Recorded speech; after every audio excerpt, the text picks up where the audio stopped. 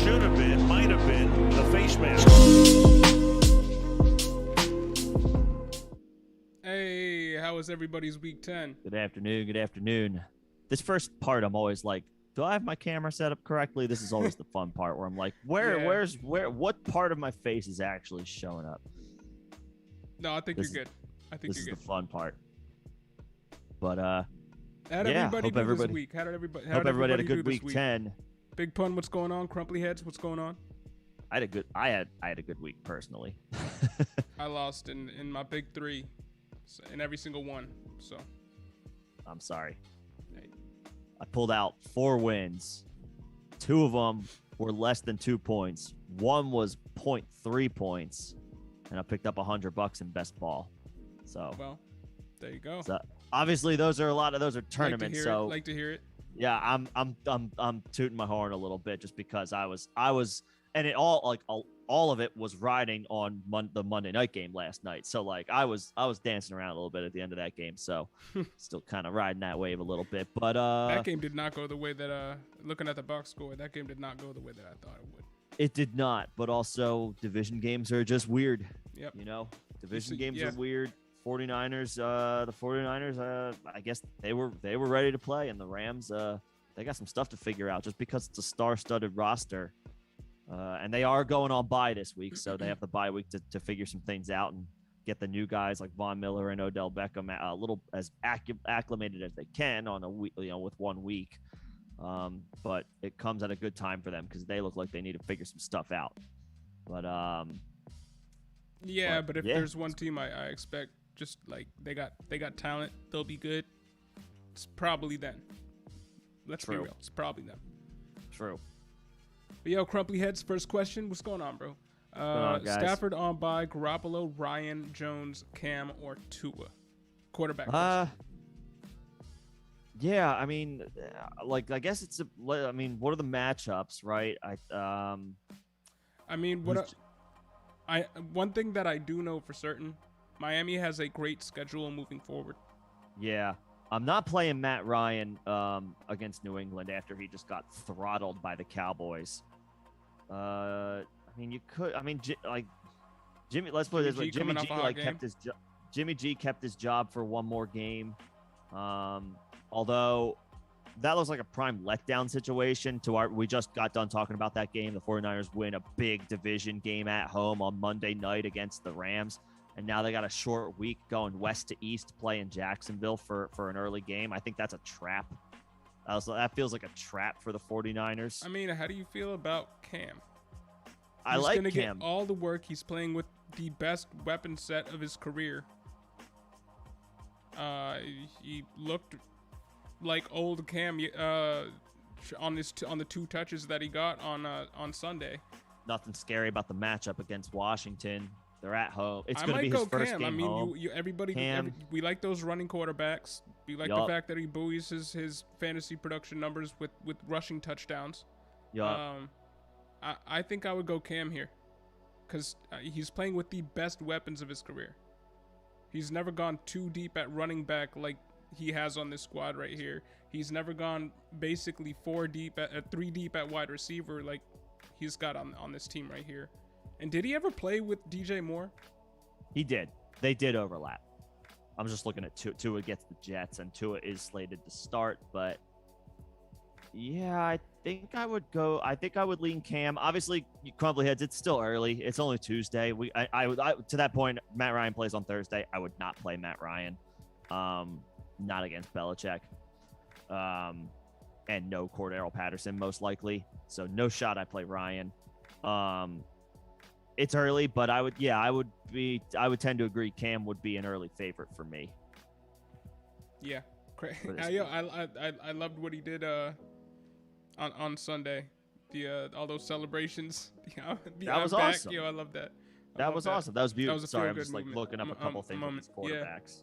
Yeah. All right, Big Pun. What's up, Big Pun? You already know, yes, man. Sir. This is what we do. Gaskin, DJ Moore, Pittman, Deontay Johnson. I need 2 wide receivers and a flex. Deontay first.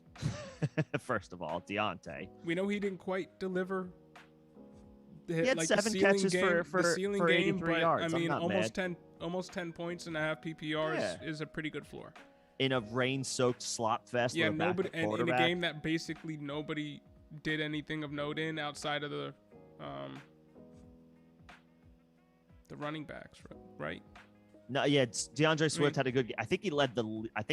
He had like league 33 this rushes week in something rushing crazy. yards. Yeah, he had the most rushing yards. Yeah, he had crazy volume. Najee Harris was fine, although he had a touchdown called back. But for what that's worth. But yeah, I mean Deontay for sure. Probably Pittman. I think he kind of dudded this week. A relative dud for him, but it was still a decent game. So that's enough for me to be like, yeah, Pittman. Yeah, he was the wide receiver 9 coming into last. DJ Moore was quiet. He's the one dude I'm worried about with Cam, but like, I don't know about Gaskin. Gaskin playing the Jets. Yeah. For what that's worth. Good. I mean, it's the last good matchup he has before Malcolm Brown comes back. If you can't play him here, you can't play him at all. I'm inclined to think you can't play him at all, but I guess he could come through. If there were ever a matchup. I mean, the Jets they give up tons of production to running backs. So I guess Deontay Johnson, Michael Pittman for sure, big pun, and then the slight edge to Gaskin over DJ Moore right now. Yeah. All right. Yeah. I would say so. You just like have been off Gaskin I've never season. been on Gaskin dating back to last year. I know he came through a little bit here and there, like dating back last year. He had some solid production. I was never a believer in him long term. As I think he was he a 7th round draft pick or undrafted? Either way, those guys are always dicey. Like James Robinson doesn't come around every year. It just doesn't happen. And James Robinson is actually good. Like the stats, everything backs it up. Gaskin is not in James Robinson's class. Elijah Mitchell. James Robinson's better. Yeah, no, I know. It's just another example of one of these late round running backs coming in and being. It can happen. That doesn't mean it always happens with everybody. Yeah. Not quite to the heights that James Robinson has just been consistently at since he entered the league. Right. Coming in and being wide receivers or running back 7, that doesn't just happen in a vacuum. No, it does not. But to that point, Gaskin should get some volume in a good matchup. And the Dolphins have 10 days off, so for what that's worth. DJ Moore, I put a video out last week about guys I put a stock up, stock down video out last week. One of the guys I was down on was DJ Moore. This was before this past week, so it came to life with Cam, with PJ Walker. I know Cam didn't play most of the game, so maybe that helped boost DJ Moore's floor a little bit, but I want to see that. I got to see it first before I believe it. Fair. I'm inclined to agree to agree with who you're suggesting there. I don't hate Appreciate it. And what do you think? Yeah, not that you need. Yeah, whatever. Fly Eagles fly though. I mean, hell yeah, yes sir. Yeah. That was a nice win for the Broncos. If you like the Eagles, then sure. But yeah, what do you think? What do you think their chances are getting into the playoffs via wild card spot? I mean, this has been kind of hammered home at this point by all of the beat reporters and journalists and people who tweet and whatnot. By strength of schedule, the Eagles have the easiest schedule left in the conference. In the entire NFC, the Eagles have the easiest schedule. They still play the Giants twice. They still play Washington twice. The toughest matchup left is this week against the Saints, who are normally an intimidating matchup, but not as much with Trevor Siemian. And Jalen Hurts probably had his best game as an NFL quarterback this past Sunday. Coming in, he was like the quarterback 2 or 3, wasn't he? For fantasy purposes, I mean, he's the QB5. He was the QB4 then. Coming in, he was the QB4, I guess. Now he's top 5 because Mahomes jumped him with that performance. I think Mahomes jumped him after Sunday night. But or Allen, one of those two. I think Allen was already 5 and 6 ahead of him. They were 5 and 6. Yeah, who? Coming Hurts into week 9. Or Hurts and Allen. Allen and Mahomes were 5 and Allen 6 and Mahomes coming into week 9. Oh, and Hurts was ahead of them. Coming into week 10. Okay. So, like, I mean, he's right there with those two as far from a fantasy perspective. Which is crazy. And you called that at the beginning of the season. You had him as your QB 6 or 7? I had him as my 6. I was very high on Hurts. I called you crazy. So you did call me crazy. You were not a believer. Appreciate it. No. But, yeah, no, I mean, that rushing production, man, and I knew Hurts would run a lot. Cheat code. It's a cheat code. And, I mean, we're seeing it play out with even guys like Justin Fields on any given game at this point in the season. Yeah. Eduardo, what's going on? Dan Arnold over Schultz? Yeah, I think so. Right now, yeah, he looks like he's the number one receiver, or at least he's like a 1A in that receiving group right now, in that pass catching group as a whole. And Schultz has got to deal with the fact that Gallup is back and Jarwin will be back at some point. So, I mean, it's Dan Arnold over Schultz rest of season. Yeah, I'm with you. Yeah, till further. I mean, Schultz has been a tight end 1 to this point. We can't take that away from him. And he can continue to still be a tight end 1. I just like Dan Arnold more as a higher end. I mean, the opportunity is in front of him. As far as Schultz, I mean, he dudded. He dudded this past week. What about Hunter Henry? Catch. How do you feel about Dan Arnold over Hunter Henry, or who are you going? Which way are you going? Henry. I mean, right now, Jonnu Smith is hurt, was inactive, and Henry caught 2 touchdowns. That's one that you got right. I thought Jonnu would be the guy this year. It is Hunter Henry. Jonnu's hurt, which I didn't. Yeah, but it was Hunter Henry when Jonnu was healthy. It was just not 2 touchdowns. Yeah. Jonnu did a little bit here and there, but like not to Henry's level. No, Henry's a firm tight end 1, like maybe top 5 rest of season. Maybe top 6. Fine, top 6. Yeah. I mean, he's been better than he's beaten his ADP maybe better than any other tight end. Absolutely, that I will agree with wholeheartedly. Top 5 tight end. We've seen Kittle fire the past few weeks. Kelsey's still out there. Kittle, Waller's Pitts. been firing a little bit more. Waller's been the biggest disappointment. He's been a disappointment, but he's still TE8. I mean, if anybody's gonna pick it up in the last few games, it's gonna be Waller. It has to be Waller. He did have a touchdown called back this past week. I mean, Mark Andrews has been as consistent as can be most weeks. Well, Hunter Henry's in that conversation. He's a firm tight end. He'd be right behind there, I think. Yeah, he's the next guy. He's the next guy. Top 6. But him over Rob Dan Gronk Arnold. when he comes back. Yeah. He's a 2 touchdown a game guy too. I mean, we saw it at the beginning of the season. If he's missed the vast majority of the season at this point. He has, but he doesn't need the reps to come back. He just needs to. No, I know. I'm not worried about him from that perspective, but you got a kicker and defensive questions. I'd rather have Hunter Henry than Gronk, but Big Pun wants to know about Jake Elliott and the Eagles defense. Are they worth pickups rest of the season? They're sneaky. The Eagles defense is sneaky the rest of this season. Again, they have good matchups.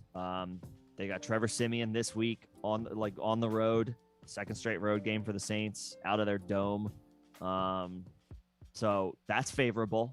That's an opportunistic situation for the Eagles. And then again, they play a bunch of not scary offenses. I know the Giants are getting healthy. So obviously if the Giants have Saquon and Kenny Golladay and Sterling Shepard and they have all their guys, it's a little less enticing. But Daniel Jones is still, he'll turn the ball over.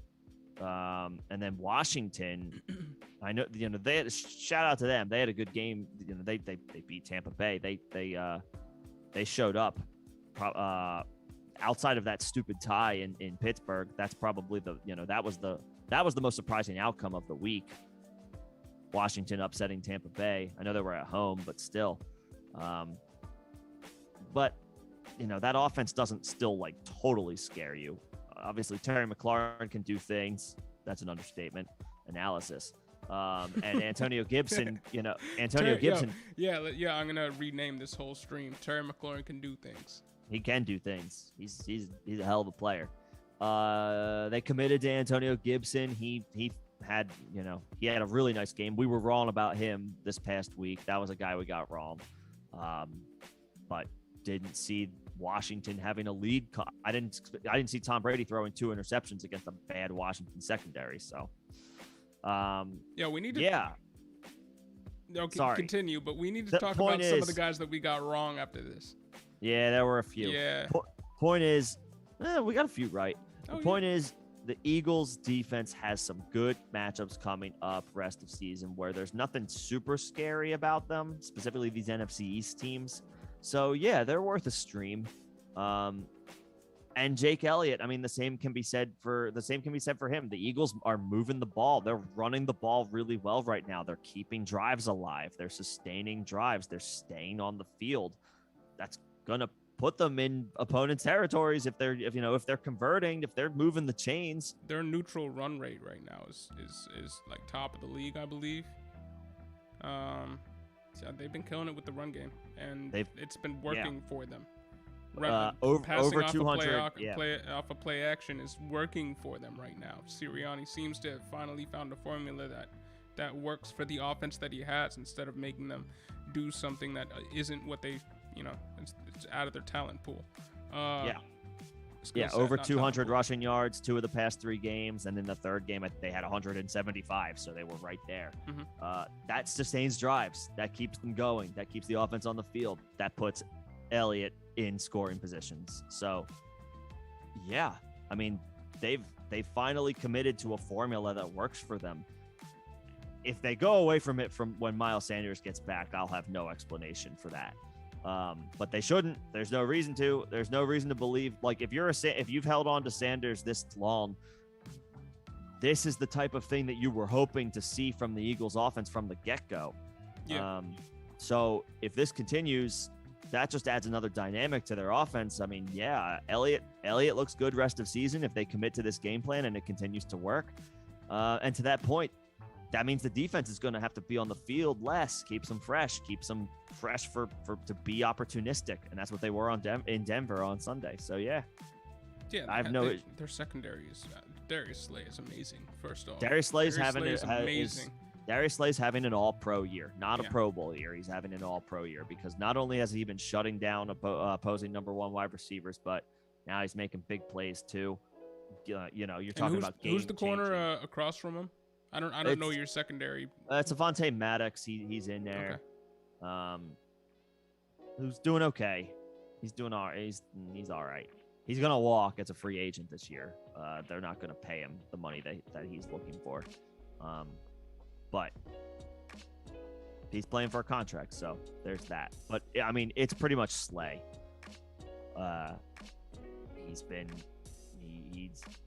He's easily been their MVP on defense, and I mean, he has an argument as being the team's MVP. Well, Javon Hargrave has been good as well, but Slay's been a shutdown corner this year. Yeah. So yeah, they're absolutely viable. All right, both of those elephant guys. In the room, man. What's that? I believe if you quote us from what we said last stream 2 days ago, I don't want to. We don't like Antonio Gibson, but he's probably going to go off for 2 touchdowns. That's what we said. That's what we said. That's what we agreed upon. We have to stop caveating that.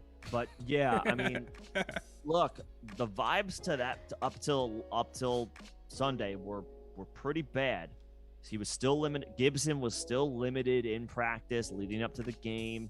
He was splitting touches with Jarrett Patterson.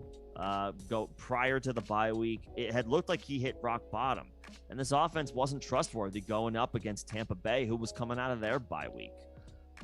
The logic was there. It's just, as it turns out, the Washington defense stepped up against Tom Brady, no less.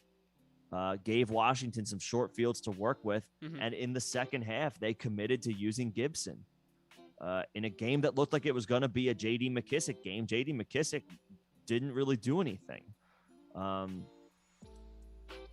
If you're a Gibson owner, you got to feel great right now based off of that. But yeah, I mean, we advised not playing him this past Sunday.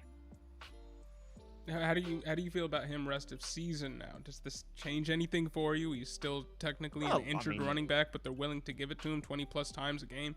I mean, the stock is up a little bit. You can't feel bad.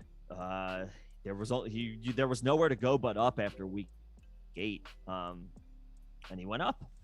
So that's good. I mean, 100 yards, 2 touchdowns in a game where you could have never asked that of him. Let's be real. He gets the Panthers this week. They're giving up decent production on the ground. So he could come through again. And Washington doesn't have anything super scary about their schedule rest of season. So if they commit to him like we thought they might coming into the year, or at least what I thought they might do, I mean, he's going to be in the high RB2 conversation for the rest of the season. He still gets the Seahawks. All they do is give up millions of points to running backs. So does Vegas. Dallas could be a shootout. That could be a McKissick. Like, they get Dallas twice still. McKissick could factor in a little bit more there, but they also get the Eagles twice, including championship week. The Eagles can be run on. I know they did much better against Denver this past week, but they can be run on. I still think their defense is streamable given some of these matchups, but there's nothing overly scary about the rest of this season for Antonio Gibson as far as his schedule. If I've got some obvious plays this week, he's not necessarily a must start. Let's see him do it twice in a row, but I mean, I looked pretty stupid saying bench him, so maybe he makes me look stupid again if I'm like not all in. I think you got to feel more. You can't feel anything other than more comfortable, more confident in Antonio Gibson after this week. Yeah, I mean, the usage was not what I was expecting he was going to be getting either. So you weren't on an island there, man. Obesity Speaks 10-man full PPR. I have Fournette, Eckler, AJ Dillon at RB, and DK Metcalf, AJ Brown, Keenan Allen at wide receiver. It's a 2 running back, 2 wide receiver, 1 flex league. Which one do I bench? Opponent's QB is Russell Wilson. Well, then I don't hate playing DK to play counter. You're benching Keenan Allen out of these guys. No. Fournette? You're benching Fournette? Yeah. Okay. All right. Yeah, I'll bench Fournette. Give me so Eckler you have and Dillon. Eckler, Dillon, DK, AJ, Keenan Allen? Yeah, I'm okay with that. Who the Bucs get this week? Oh, the Giants. Tom Brady's going to want to air it out. They got torched. Not torched, but they got embarrassed. To his receivers, get to like Mike 9 Evans, to Chris receptions? Godwin, to Antonio Brown. I know he caught 8 balls, 45 yards or whatever it was. 9 targets, then 8 balls. Yeah. Yeah, right. No, I understand or it could have been 9. I know he caught at least 8 passes. Let's put it that way. I mean, hey, thank you for the subscription, man. I appreciate it. And if you got any more questions for us, throw them in the chat. But let's. We're pretty definitive here. Eckler to AJ Dillon for sure. AJ Brown for sure, and the distinctions between Fournette and Keenan Allen, and I mean we're splitting hairs here, but Keenan Allen? I mean Keenan Allen over AJ Brown right now. AJ Brown's had 2 straight duds. I get it. I don't want to take him out of my lineup. And all right, who's the Tennessee matchup next week? They play Houston. So they don't have any corners that can stop them. Who'd they play last week? No. And who'd they play the week before? 2 teams. Well, they played the Saints, so they did have Marshawn Lattimore. Right, the 2 week teams with legitimate shutdowns. Yeah. Right? Who did he play the week before? I believe it was another one of those matchups. It was the Rams, so he did see Jalen Ramsey. There we go. All right, so he's gonna. This is an AJ. But is that a sign that AJ Brown is not matchup proof? That's all. When he's the only person in the offense, yeah. Right. That's the problem. It's not. This isn't something that we're gonna see next season and into the future, unless the Derrick Henry just never comes back. and they don't get a secondary option in this offense, what Julio Jones was supposed to be. Yeah. But I think just for the rest of this season, when Julio Jones cannot go, and he's on IR for the next 2 games, at least the next 2 games. I don't want to bench Keenan Allen. Allen had a good game. I don't want to bench Brown in a spot where he shouldn't have any tough cornerback competition. And I don't think the Browns are going to be good, or the Houston's going to be good enough to scheme him out of having a good game. This is AJ Brown we're talking about. In full PPR, I would start all 3 receivers. I would go Eckler, Dillon, and I would still bench Fournette. Cool with it. I would still bench Fournette because Dillon is an RB1 this week. Yeah, he is. You just put out a video on this earlier today. This is something that you speculated on and you got really right. And it wasn't even that. Dillon was a guy game, I got. Dillon was a guy we got right. Dillon was a guy we got right this week. We weren't foreseeing injury, but we knew that this was going to be a game where he was going to see more uses than usual, and he was before the injury. And then the injury happened, and he just capitalized. He popped. He's basically young Derrick Henry out there. Well, from a size. He's the standpoint. He's basically huge. Yeah, he's basically huge.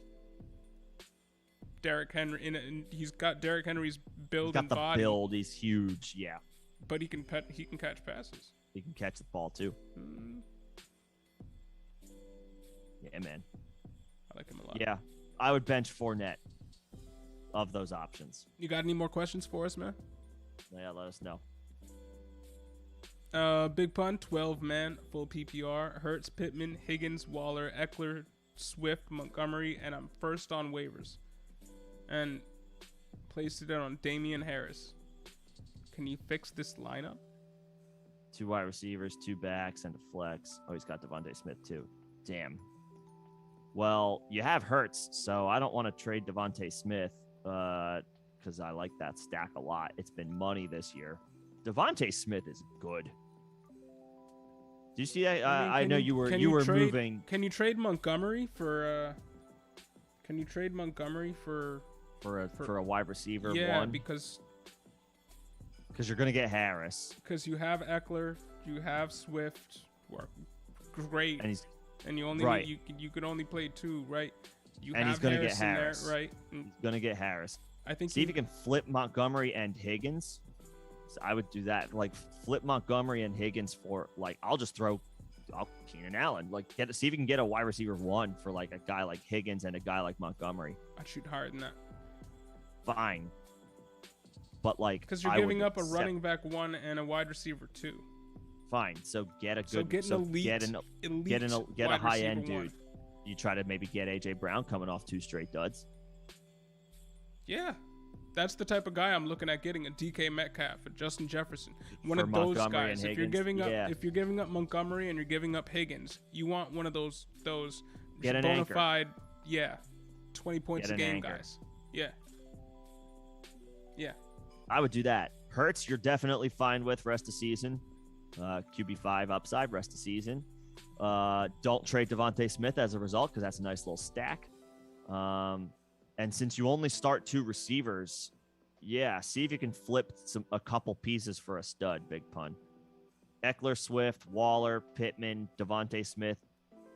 Hang on to Higgins and Montgomery. I mean, Higgins is good too, but Higgins is a selling piece as far as I'm concerned with this roster and that starting lineup with a guy like Montgomery to try to get an anchor. Yep.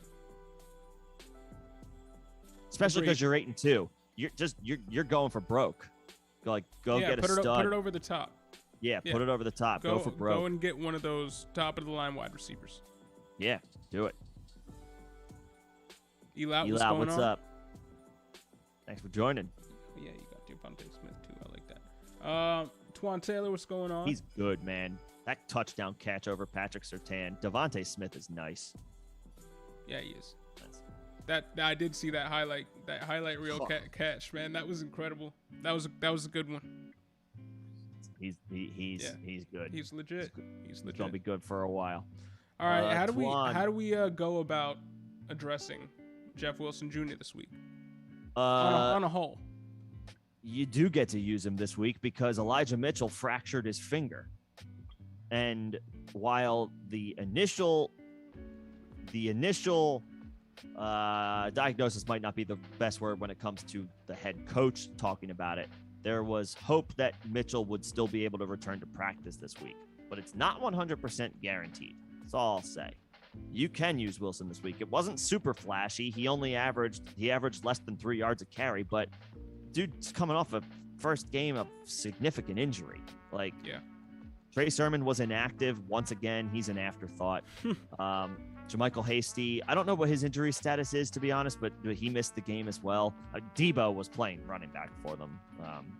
He's unbelievable. JaMychal Hasty is injured. He's out. He's hurt. Yeah. JaMychal Hasty is hurt. Trey Sermon is dead. But you can use Wilson this week. Obviously, keep an eye on the practice reports from Elijah Mitchell, but Mitchell's dealing with he fractured his finger last night against the Rams. So you just might be able to use Wilson this week. Again, I got to remember this about San Francisco. It could be a trap. Remember, they just won a huge division game on Monday night against the Rams, game they were never expected to win. Now they got to travel cross country, go all the way down to Florida from San Francisco. That's a long flight for a short week for a 10 a.m. start against the Jaguars. That's my only concern with San Francisco this week. I got trap written all over the 49ers. All right. Maybe not like George Kittle. You're starting George Kittle, you're starting Debo. You're starting Debo, but it's a little hairy with San Francisco this week. That's all I'll say.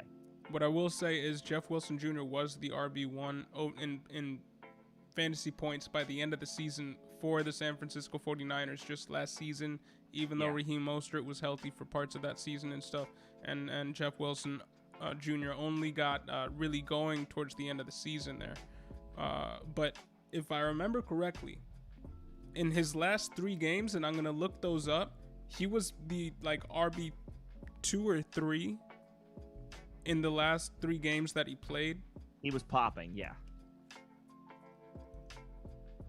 Let me look that up. Okay. Yes, you might be able to. I guess Twan, the other option, the obvious question here is who are your other options? Like who are you taking out of your lineup for Wilson? That would be the I guess the final thought here about him.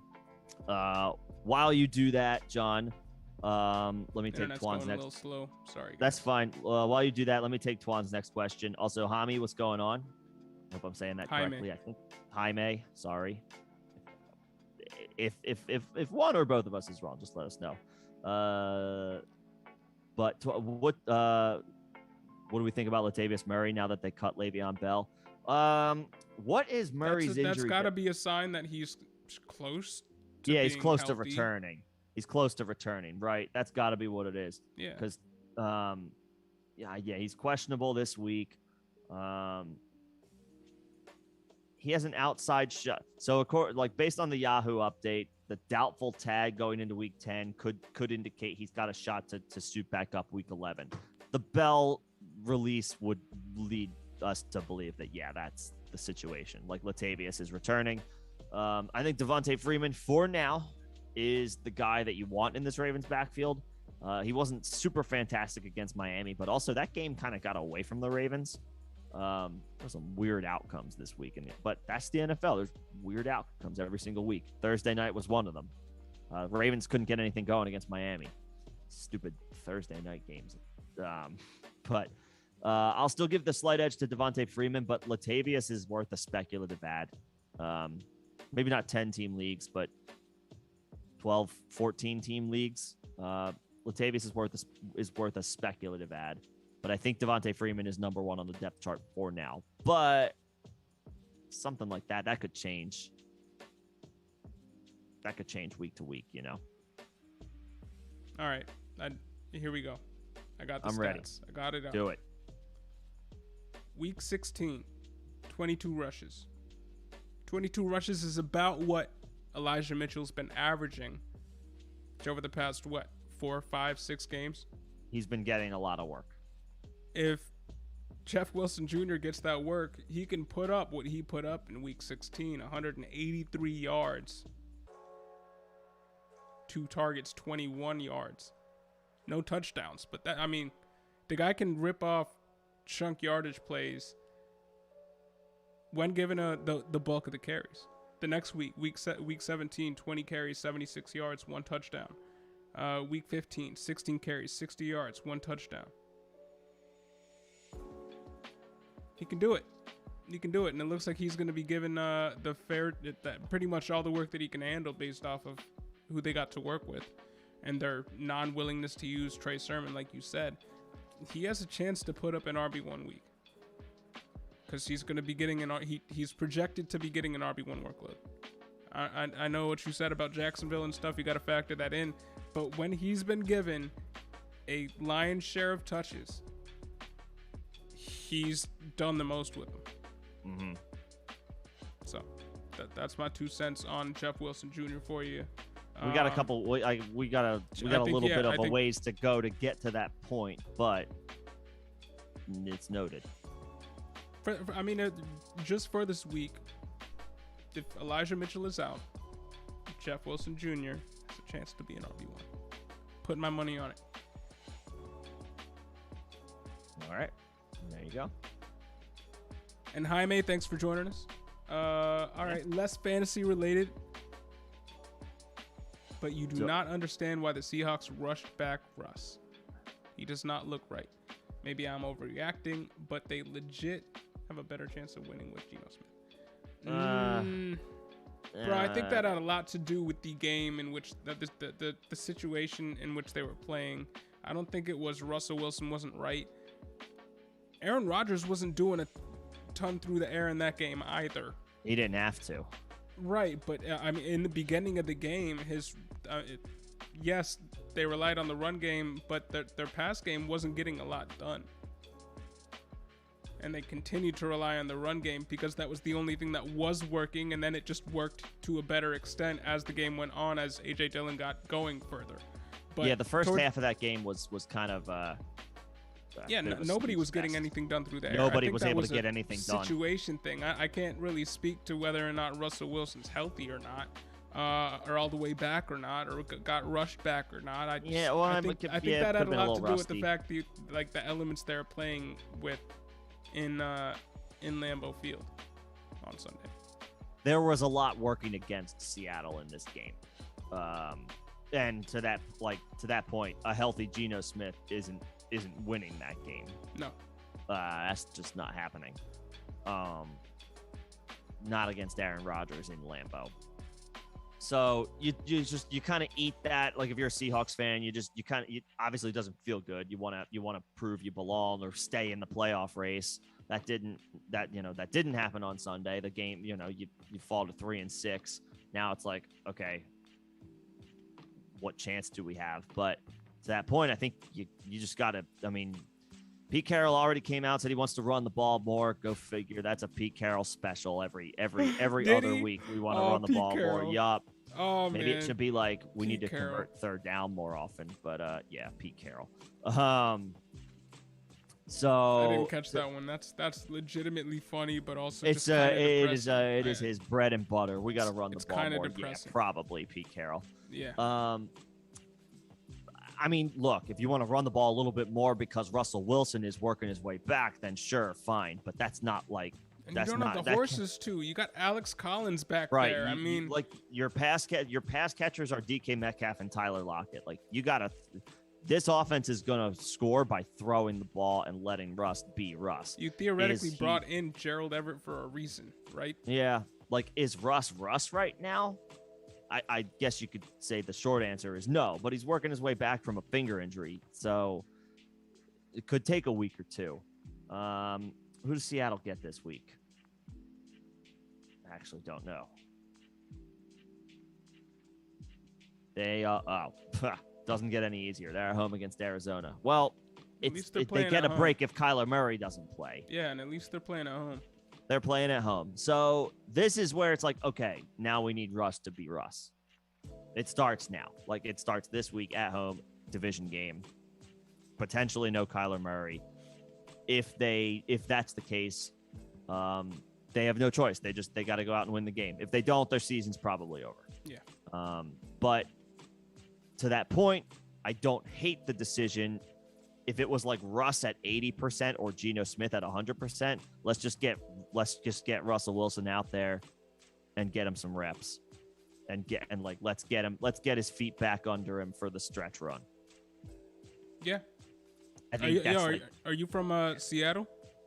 Yeah, I mean, if you're a Seahawks fan, or maybe that's or if maybe you're just maybe you have Russell Wilson or you like Russell Wilson. I don't know. Yo, Elout, I traded Swift for Aaron Jones and Agnew yesterday.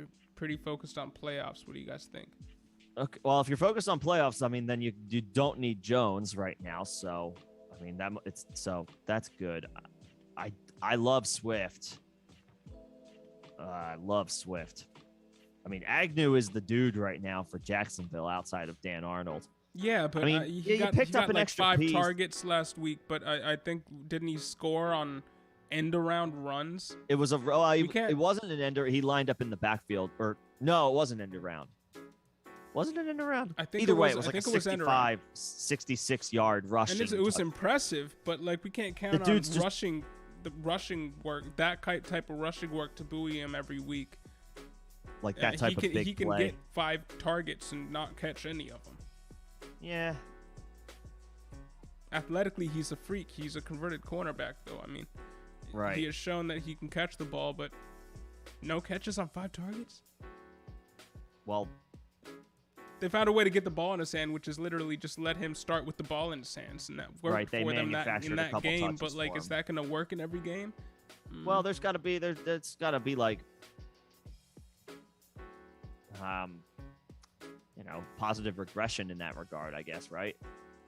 Like, he's not going to catch 0 balls every week. Yeah, but I think there's negative regression in just to that, fantasy output. I think he's. Yeah, do I expect him to not catch a ball on 5 targets again? No. So it's like but 3-4 touches, and he doesn't have the explosive yards. runs. Yeah. I mean, you're dealing with the floor here. You might as well have Deontay Harris. Ugh. I think he's been a little bit more consistent than that. Oh, he has been, but I mean, we have to respect some regression here. We have to. He has been up and down. Yeah, but I mean, I guess at the end of the day, I'm not sure that Agnew is a piece for a playoff run. I love Aaron Jones. So like getting a 2-for-1 is like never a bad strategy, but I mean, he is a gadget player. He has had good games. Like 2 of his past 3 games have been good. But it's not like guaranteed. It's not a guaranteed like target share for him necessarily. Yeah. I like Aaron Jones. The MCL is a little concerning because he has had multiple MCL injuries in the past. And Dylan doing what he's doing is a little concerning, I have to say. Aaron Jones could we be looking at more of a Chubb Hunt split moving forward from these guys? I mean, I would still weigh it a little bit in Aaron Jones's favor. Okay. Although, Green Bay has never committed to Aaron Jones as far as like giving him a full workload. But also to that point, I think that's going to extend. That's kept him healthy. Yeah, I think that's going to extend his career by a season or 2. I really do. And to that point, I hope that happens. Dylan's going to continue to mix in. He has been with Aaron Jones leaving games not injured. AJ Dillon has been involved. But I'm not worried about Aaron Jones in that regard. Now, the thing with Swift is what's going on with Jamal Williams, because Jamal Williams was apparently never close to playing this past week coming out of the Lions bye. So that's the thing. Swift looks like he's got workhorse on him right now, and pass catching workhorse. So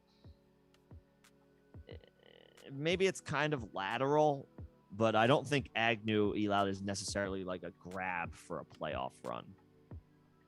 No, and I know you said later on your view on Agnew is you're expecting Lawrence to be better for the rest of the year. Yeah, and maybe. He probably will, but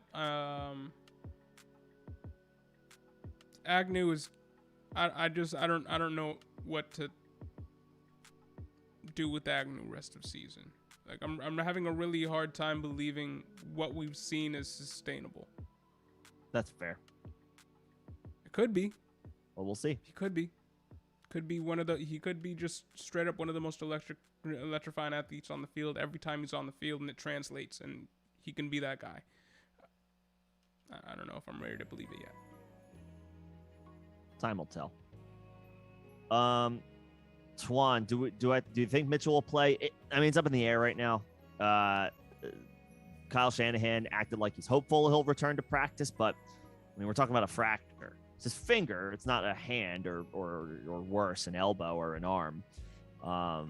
So it's probably going to be pain management, and that's not something we've seen with Mitchell yet in the NFL.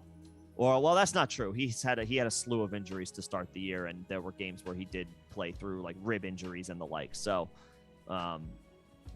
if it's up to Mitchell, he's going to play. Like, let's put it that way. But we don't know that. We don't know that he's going to be cleared. We got to see how practice reports play out. Yeah, and that doesn't start till tomorrow. So we'll see. But I know you're looking at potentially starting Wilson. So yeah, just keep an eye on practice reports. Oh, you're aiming for Diggs? All right. Hey, fun. I like that. He's coming off a hot game, so if you can get him, and then Cole Beasley has been dealing with a rib, I think, issue, I believe, or maybe it's shoulder, one of those two, or maybe both. Davis, for the past few seasons or for a few weeks, I believe he said since week 6, and like that's not going away, and that's a pain management thing. So I think we're gonna see other pass catchers in this offense be more of an emphasis moving forward than Cole Beasley. I know Dawson Knox should get more involved moving forward, but I really like Stephon Diggs rest of season because, people were kind of off him before this game. But his production wasn't that far off from where it was last season. Mm-hmm. I think he's averaging one less targeted game than last season, but outside of that, he's pretty much in the same spot statistically. So I really like the idea of going after Stephon Diggs there. If you can make it happen, do it. Do it. And we actually have a Discord. We have to figure out. Do we? I didn't even know that. We have a Discord. We have a Twitch for. But we should use Discord more. I always forget about Discord. The problem is when we go live on Streamlabs OBS, you can set up like the thumbnail and the Well, we don't need a Discord, or we don't need a thumbnail. Just to have a conversation in like a chat room in Discord, Yeah, but in order to go live from OBS within the console, you can only pick one if you're doing it that way. Versus if you want to stream to all the other ones, then you don't have a choice of being able to name anything or do anything like that. Okay. As of yet, so we're working on it. We'll get that figured out. But when we figure it out, we will let you know. We have it. We'll put it on it'll be on get on our mailing list. We'll definitely send something out when it's up and running. Yeah, and on the live streams we'll put it on the ticker. We'll put it on the ticker as well. But thanks for the suggestion. If you got any more suggestions, let us know, because there might be something that we haven't. I gotta write some of these down. People have given us some good ideas, and I'm always like, let's do that, and I don't write it down. But I've got a couple of them where I'm like, yeah, I still have that on the back burner. Yep. Tuan with another one. San Fran is expected to win. I think they beat the Rams the last 5 games. They've had their number. I think I think LA beat San Francisco once last year. So I could be wrong on that. But great showing for them against the Rams. Like, great showing. They had a game plan, worked to perfection. Like, they executed. Just Niners executed. Deebo Samuel's a monster. Just a beast. He is. But as far as starting Wilson, You got Darrell. Darrell, Yeah. Darrell Williams and Clyde. Okay. I mean, if Clyde comes back, I mean, I would imagine at least in his first game, it's a bit of a committee. So we'll see. I guess when do the Chiefs at what time do the Chiefs play? The Niners play a 1:00 game this week. Chiefs play at 1:25. So that might be a little bit of a pain to figure out. Do I start Wilson? Do I start Clyde? Let's figure that one out, Twan. If not by Saturday, then Sunday morning we'll have our start sit show. Feel free to join then when we got a little bit more clarity about Clyde. Obviously, if he's out, Darrell Williams is your play, but if he's in, we'll assess when the time comes. Especially because we don't know Clyde's status or Elijah Mitchell's status right now. There's a lot. We got a lot of time to get through to week 11. What I will say is Darrell Williams got a ton of passing game work in this last game. So if CEH comes back and they do split work, chances are they continue to use what was working last game and the only game where they looked like themselves all season, which was they passed to the running back. They utilized the running back heavily in the pass game. I think they continue to go back to that with Clyde. Ugh, it's so annoying. It is annoying because it's one of those things that we all expected would be automatic for his usage because he was compared to Brian Westbrook from the day they drafted Andy Reid. So it's like, all right, they're going to use him in a pass-catching role, which will buoy his fantasy stock, and it hasn't happened. It's just like, no, herp derp, just kidding. We're the Chiefs. We're not going to do that. Exactly. But Darrell Williams, I think he had 9 receptions for 100 yards, something like that. Yep. They should continue. That should be a Clyde line. You're right. But even if he's splitting the work, if he gets 5 for 50, I'll take that. If he's getting 13 rushes, even if he doesn't capitalize as we would like him to. Right. At least he's getting the receiving work. If CEH is playing, I'm inclined to play him. Yeah, but we got a lot of time to get through till we don't know his status or Elijah Mitchell's status. So, Twan, we'll have to pocket that one. But definitely come back either Saturday or Sunday when we get a little bit more clarity. And Tiago, and Jaime, you're just here for AJ Dillon season. Yeah, Nick predicted it, man. That's one that we got right.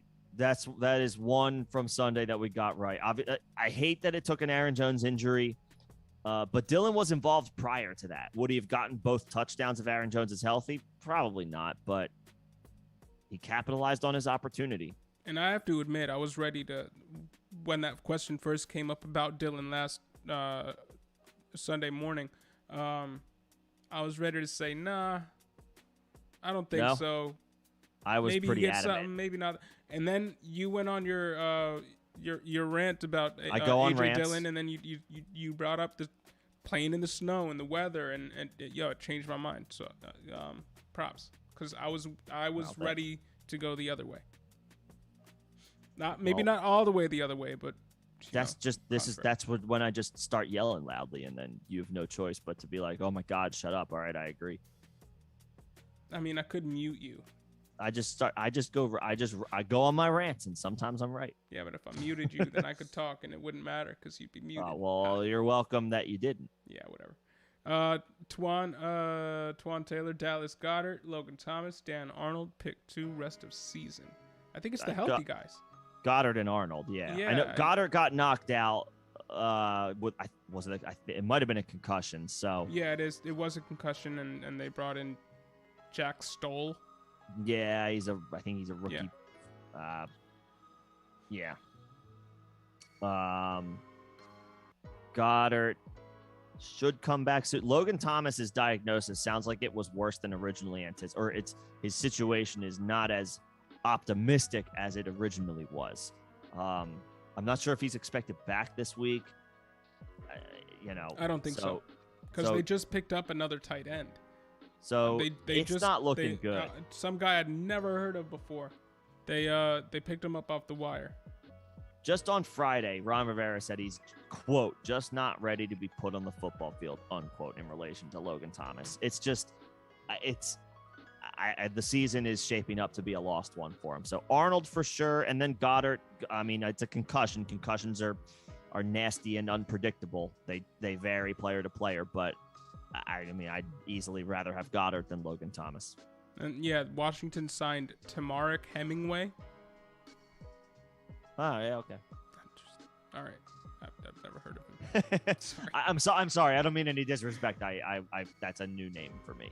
Yeah, no RAS analysis. I have no idea who he is. Yeah, so it's Goddard and Arnold. Sheed, what's up, man? What's going on, Sheed? Thinking of dropping AJ Green for Elijah Moore. Thoughts on playing Bateman and or Moore over Emmanuel Sanders and AJ Brown? The first one, yeah, go for it. Drop AJ Green for Elijah Moore right now. But yes, drop AJ Green for Elijah yesterday, Moore. Yes. Yeah, do that right now if he's on. Well, he's probably got waivers to get through, but yeah. Yeah, I don't know what you should have asked us last week. We would have told you to do this last week too. Maybe he didn't need, or maybe AJ Green didn't play? Did play? Was he still on the COVID list, or did he just miss? I missed AJ Green this past week. I think he was on the COVID list. Stayed on the COVID list. I just want to confirm that for myself. No. And even if he played. He caught one ball for 4 yards. Colt McCoy, yeah, that's the Colt McCoy We would have effect. advised moving off of AJ Green. If you can get Elijah Moore on waivers this week, absolutely. Mm-hmm. Playing, I would not play any of those names over AJ Brown. I don't hate the idea of playing Bateman over Sanders. Bateman had a good game against the Dolphins. What did Sanders do against the Jets? And he wasn't needed. He wasn't needed. But they were still throwing all game long. This is what the Bills do. All they do is just keep their foot on the gas. He still caught. He had a 24-yard run, and he caught 2 passes for 27 yards. So, he's still totaled. Keep in mind what I said about Cole Beasley as well. Totaled over 50 yards. So, maybe not Sheed. Maybe just A.J. Brown and Emmanuel Sanders. The Jets get the Dolphins this week. The Ravens are in what would probably be for them a get-right game after they lost to Miami. The Ravens get they're on the road against Chicago. No, I'd play AJ and Sanders. I probably would too. I think I would just play AJ and Sanders. And yeah, Elal, yeah, I mean, at the end of the day, you want analysis, we'll give it to you.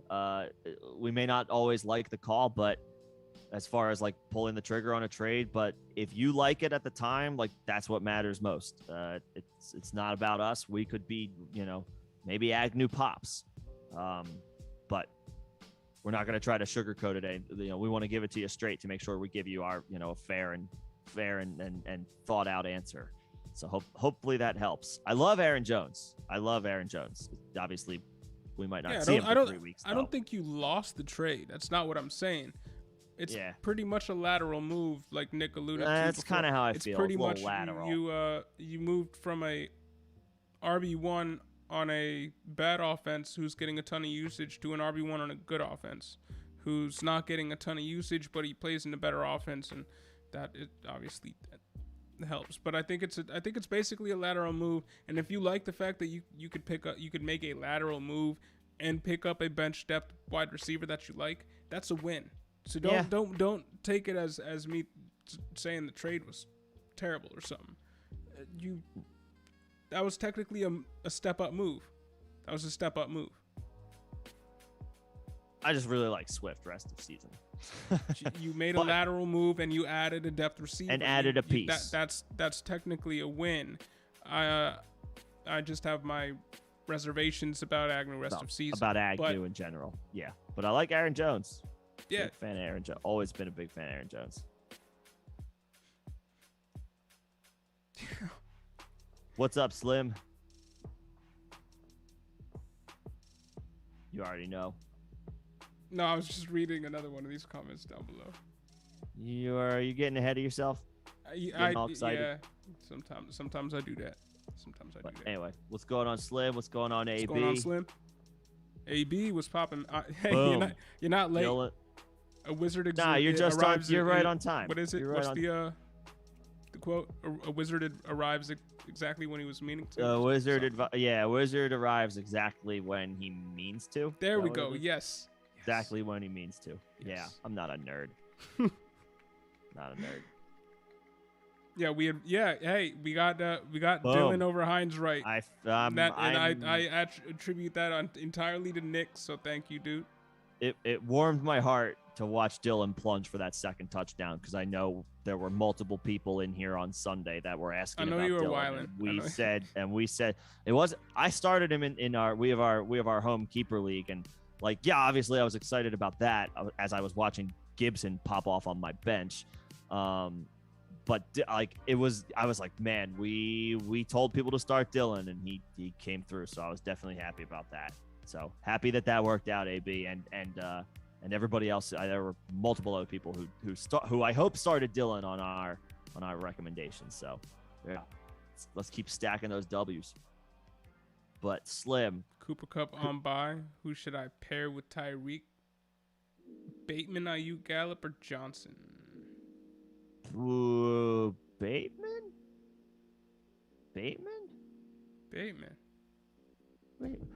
Coming off two back-to-back. The Cowboys play the Chiefs. Gallup could be in play in a shootout. Coming off back-to-back games of 8 targets. I'm going back to Bateman. Bateman's good, man. I'm going back to Bateman. Bateman is good. Gallup he just hasn't gotten the touchdown yet to give him that ceiling score yet. He's basically he's been hitting his floor, but he's been getting all the usage, 8 targets a game, and we saw the return of Sammy Watkins last week. It didn't affect his target total at all.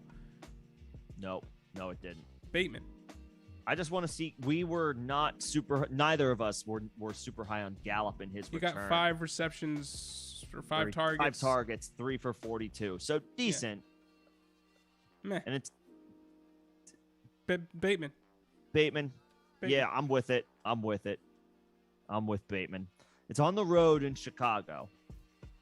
But that matchup, I'm pretty sure by the numbers, is not as scary as it you would in years past. When Khalil Mack first arrived. Actually, the Bears are actually a favorable matchup for wide receivers. Bateman, I'm with it. Yeah, Tyreek and Bateman, I'm with it. I'm cool with that. What's going on, Brett?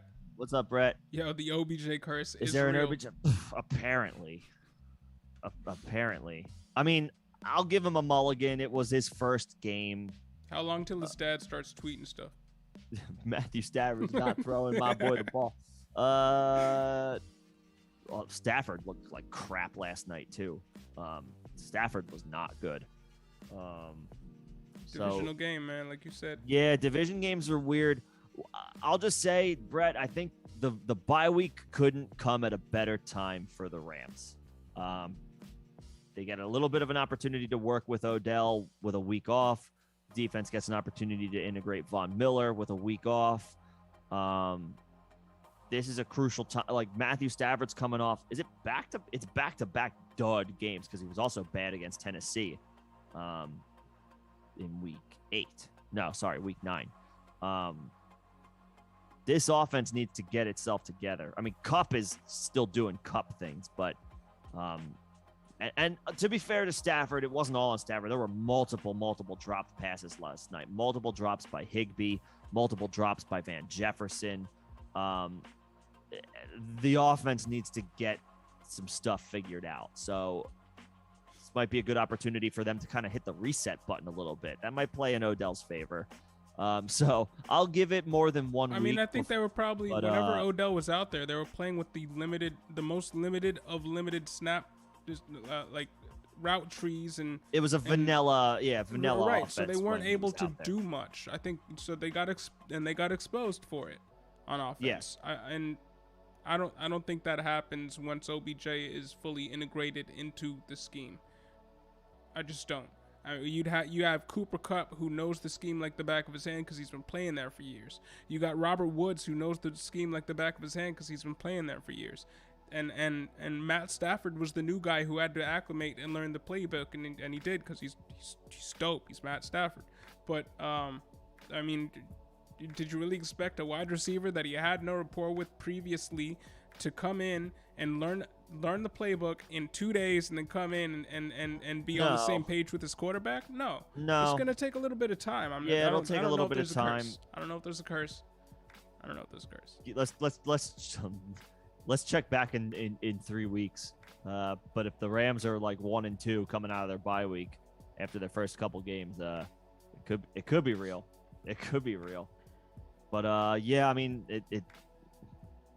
the recent track record hasn't been great, but I'll give it more than one game before we dub it a curse. But not a good game by the Rams. No. In a game that they probably, at least on paper, should have still won the game, and they didn't. Agreed. Juan Osario, what's going on? Should I pick up Derrick Henry? I mean, Jones fracture, we haven't heard anything. The timetable was optimistically 8 to 10 weeks, and with the average return time being 9.25 weeks. I know when the news first hit, before we had any definitive clinical diagnosis, they were saying we could be seeing a 6 to 8 week timetable, but once they got firmed up, they got moved to 8 to 10. And I don't think they rush him back with where they're at right now. I think they keep him fresh for when they need him, which is the playoffs, and it looks like they're going to make the playoffs. The way things are going right now, they don't need to rush him back. Nope. If they were a worse team and a worse run organization, maybe they'd make a move like that because they're dumb. We've seen organizations do that. Lesser organizations do that with bringing star talents back before they are ready, then it just further injure themselves. I don't think the Tennessee Titans do that. Not that he can't come back. He could. I believe Derrick Henry is a freak. Nothing is out of the question with Derrick Henry. But a smart team doesn't bring back their franchise player back from injury too soon when they're playoff bound. That's the dumbest thing you could do. That's the single dumbest thing you could do. I mean, you don't want to rush a player in this scenario that you laid out. Yes, 100%.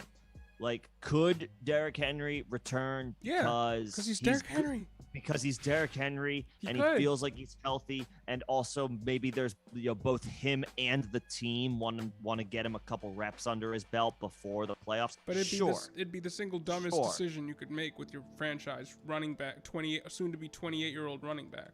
You're not talking about a full workload in any regular season game for the rest of the season. Like, you're not talking half of a workload. Most likely, best case scenario, he comes into week 17, which is championship week, maybe week 18, and sees like 10 touches and is like, okay, I'm good. Yeah. Now, could Derrick Henry get 100 yards and a touchdown on 10 touches? Yeah, like we just got done saying. He's Derrick Henry. And if you have a roster spot, if you're 9-1 or 10-0 or 8-2 and you're sitting pretty and you're going to the playoffs and like you're like, screw it, let me take a swing for the fences, like, sure. But you're not like, if you're 5-5, you're 4-6, you're fighting for it. There are better swings, bro. I don't see it. Not that he couldn't. I'm laying out a very specific scenario. It would be the dumbest decision you could make, and I don't expect them to make a dumb decision like that. Not with their playoff hopes on the line. The scenario is very specific. If like a lot of I can't this is like a disclaimer or whatever. There's a lot of what ifs in this scenario. If Derrick Henry's fully healthy before the end of the regular season, if the Titans and Derrick Henry want to get him any amount of reps in any game, and if, like, what game would that be? It's probably not going to happen from a fantasy perspective for Derrick Henry for the rest of the season. I don't see it. probably not going to happen. Like, I agree with you. I was just saying there might be a very specific scenario where it does, but there's a lot of what ifs. Now let's dig into this situation a little bit farther before we get to some more of these questions. So Tober, what's going on? I said I didn't like the Dallas defense. But I want to dig into the Tennessee Titans running backs a little with you, because we were pretty vocal about my screen is blinking out. Sorry guys. We were pretty vocal about Adrian Peterson, me more than you, but I was pretty steadfast that this guy, he's going to see 20 touches a game, 20 rushes a game, and be an RB2 rest of the season. That's not going to happen. Not the case. Yeah. Not the, I was warming up to Peterson, but yeah, that's not happening. Who are we going with here? Jeremy McNichols or Donta Foreman? And can you trust either of them in like a 12-team league going forward? Nah, Foreman more than McNichols.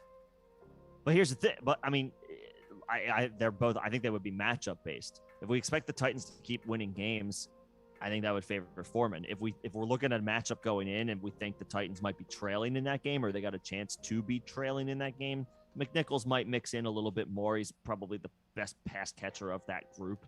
And Peterson is seeing like red zone touches. So it's a gross overall situation.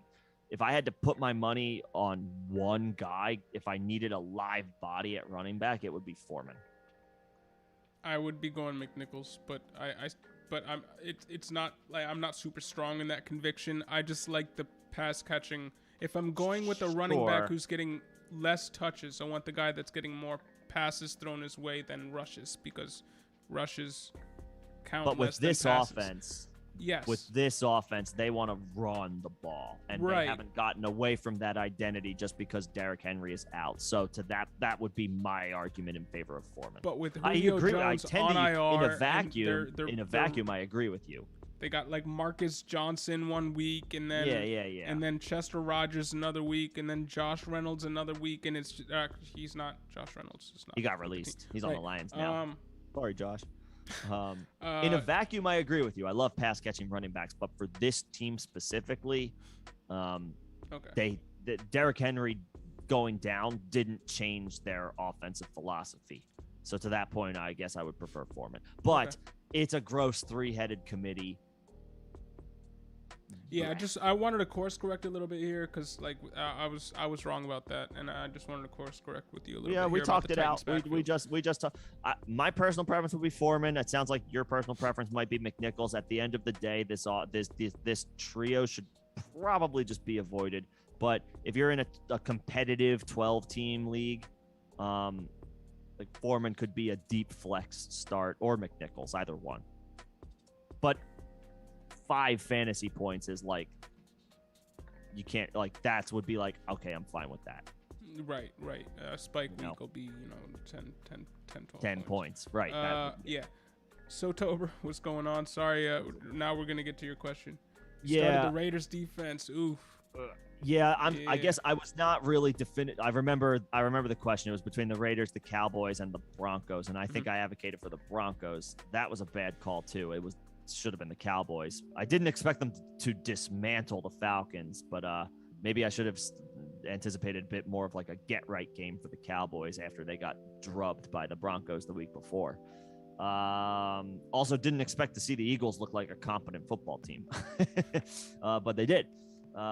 So I would not have advocated for the Raiders, I don't think. But I remember saying, and this was true going into the game, by the numbers, Kansas City was actually giving up the most points of those 3 options to team defense to opposing defenses. So from that perspective, the Raiders looked like a good play. But then Patrick Mahomes said, "That's cool. Watch this." And threw 5 touchdowns. Don't play a defense against Patrick Mahomes, even when the Chiefs are kind of sputtering on offense. No, man, he was the QB, I think 5 at his floor. Yeah. Everybody was done. Got that one right. Offense. You said you got that one right. Mahomes over Wentz. We got that one. Yeah, and I got that QB question right because you wanted to go. Who are you going over, Allen? Who was it? Brady. Yeah. You got Allen over Brady. Oh, got you. Yeah, you got me. I got Brady wrong. made the Like I Homer said, pick and if it you was had right. told me going into that game that he would throw 2 interceptions against Washington, I would have said no. But Brady struggled. Allen popped. But yeah, I hope you can get either Stevenson or Dillon. Go Dillon over Stevenson. Yeah, I would go Harris Dillon is over back, Stevenson. and Harris, we know definitively that Dillon is going to be an RB1 for the next 2 to 3 games. Yeah, so Tober, I would go Dillon over Stevenson, especially if you could if you need a win this week and next. Stevenson might go back to being the backup if Harris goes on third. Plus, just I hate Thursday games anyway in general. I would go Dillon over Stevenson. I agree. Now, would you go Jeff Wilson over Stevenson, or would you go Stevenson over Jeff Wilson?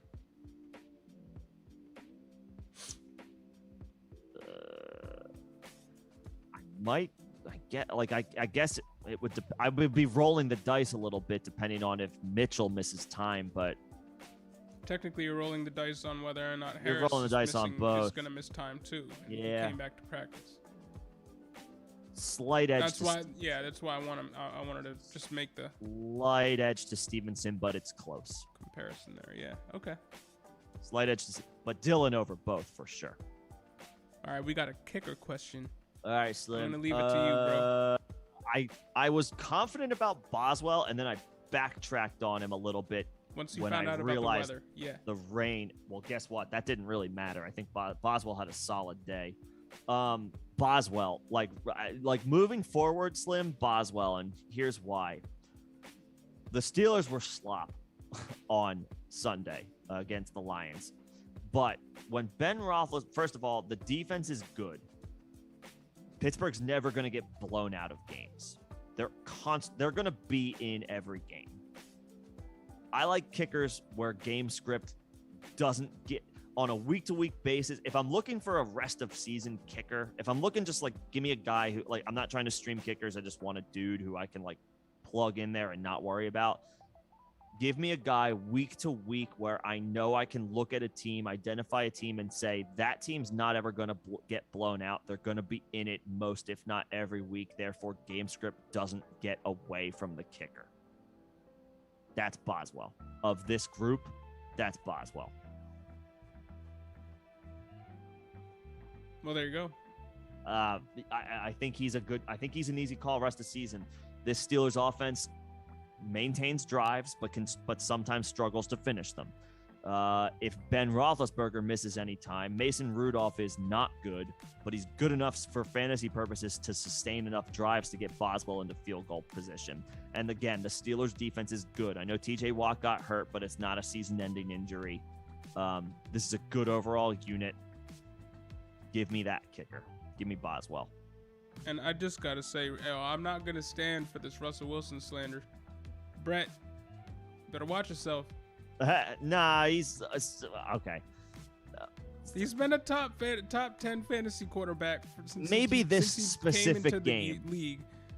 Maybe this specific game, they leaned on him a little too much, especially when it was a 3-0 game going into halftime. With terrible weather conditions. Weather conditions, so you should run the ball a little bit. Yes, obviously in a vacuum, we're not trashing Russell Wilson. He's a Hall of Famer. But in this specific game, yeah, maybe the game plan was not great. But most weeks, I do want to let Russ cook because DK Metcalf, Russ by himself is nice. DK Metcalf is a top flight receiver in the league, and Tyler Lockett is up and down, but they still have a very strong connection. Wilson and Lockett do. That's proven at this point. It hasn't come through this year outside of the first 2 weeks of the season. But the cerebral connection is still there. That didn't go away. They just need to actually make it happen on the field. Coming off of the finger injury, yeah, maybe the game plan wasn't very good. But moving forward, I'm not trying to we like Alex Collins from a fantasy perspective moving forward, but I'm not trying to rely on him as far from a perspective of I need to keep these drives going. I need to, to win these games, to keep these possessions going. I need to put the ball in Alex Collins' gut for 25 times a game. I don't want to do that. I'd rather throw the ball with Russell Wilson. And as he gets healthier, as he gets further removed from the finger injury, he will get healthier. He will get more comfortable. Things will start to click a little bit more. Was this the game for him to throw 40 passes? Probably not, especially when it was 3-0 at halftime. But moving forward, I do want to let him cook. I do want to let him cook. Russ is awesome. Russ is awesome. Maybe this game plan wasn't great for this specific game, but I do want to throw the ball with Russell Wilson. Yes. Now Pete Carroll doesn't apparently, but well, Pete and I are gonna have a talk. Let me know what he says.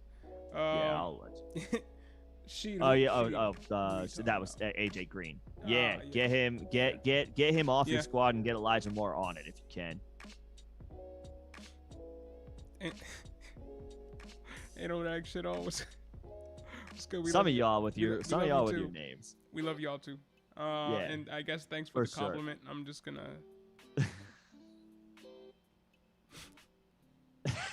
Okay. All right. I'm cool with it. Thanks. You ever play GTA? Yeah, I love GTA. It's just like a whole village. I look like a whole village. All right. I support it. Thanks.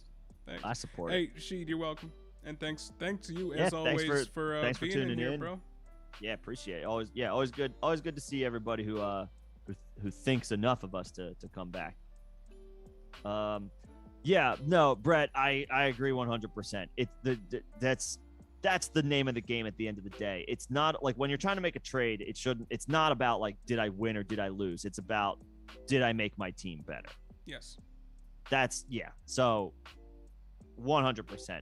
If we might, I don't know if we did or if I did in any way, shape, or form, like try to suggest it was Elout's trade. Like, did you win it? Did you lose it?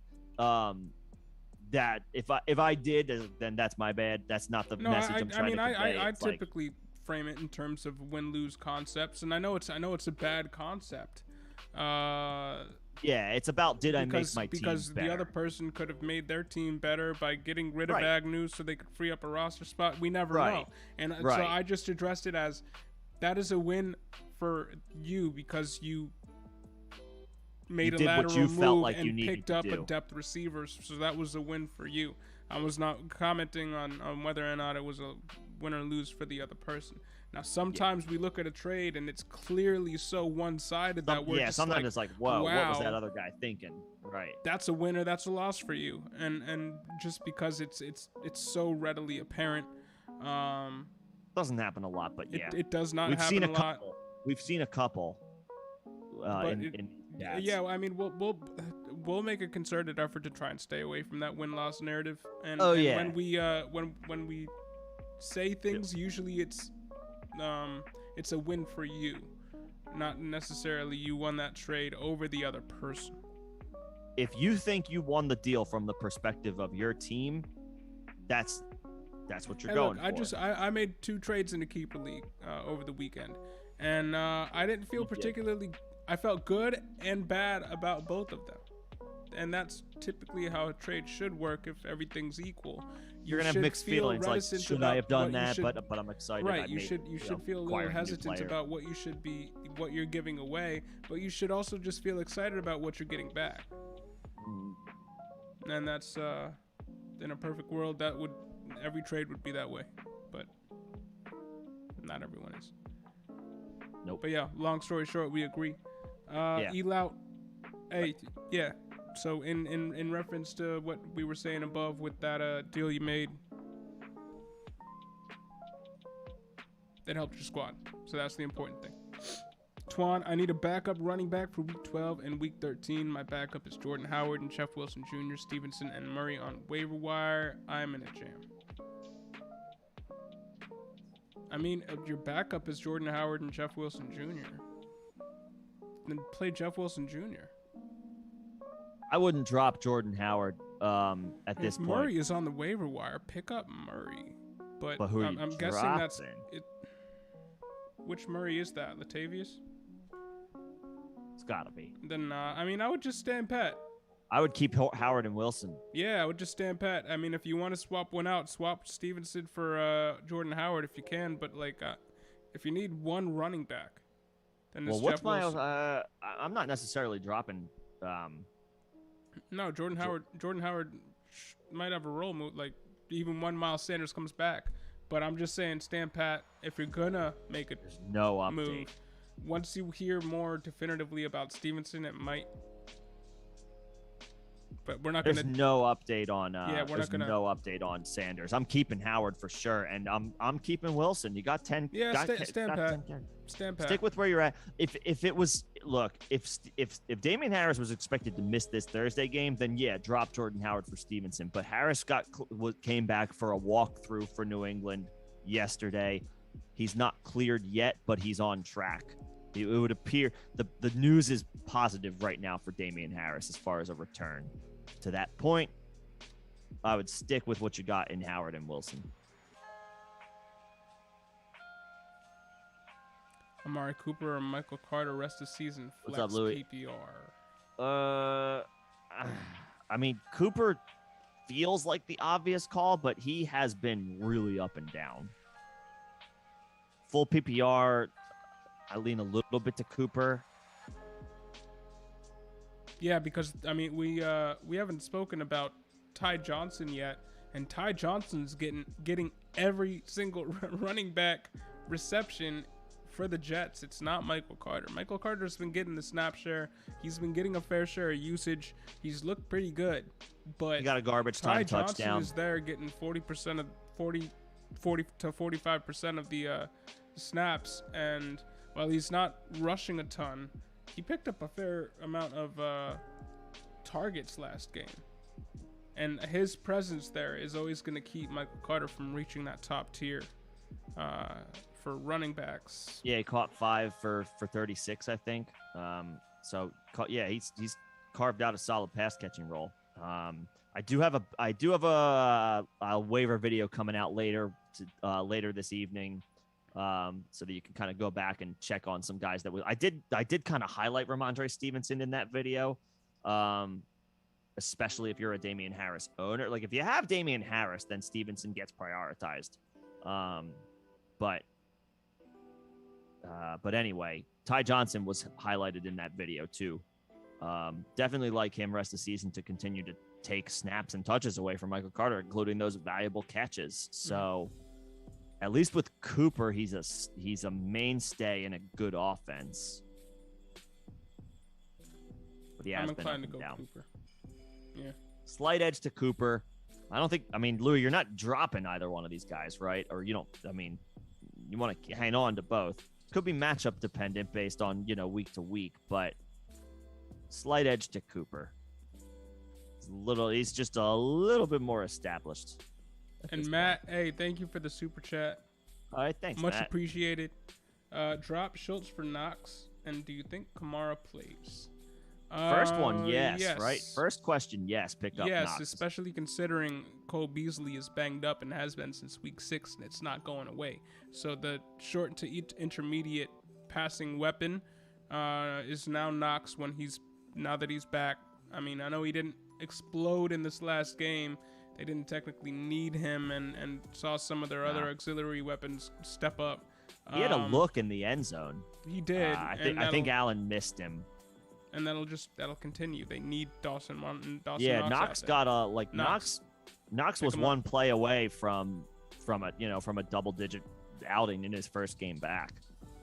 So and Schultz has to deal with Gallup, who came back. So yes, that to the first question, yes.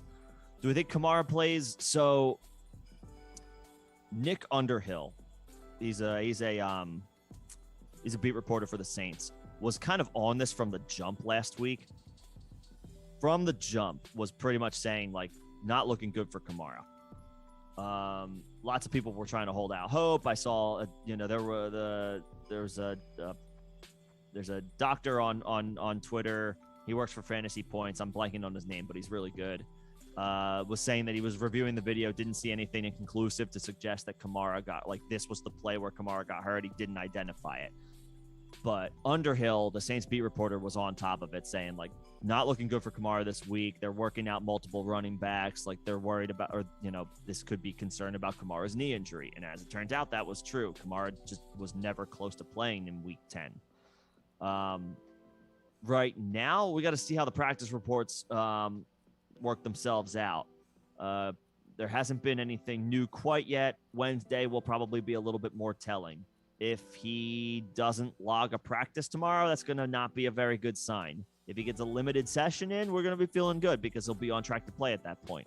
Obviously, we've seen a lot of players not have a full week of practice this year. I feel like that's just going to be the case going forward in general.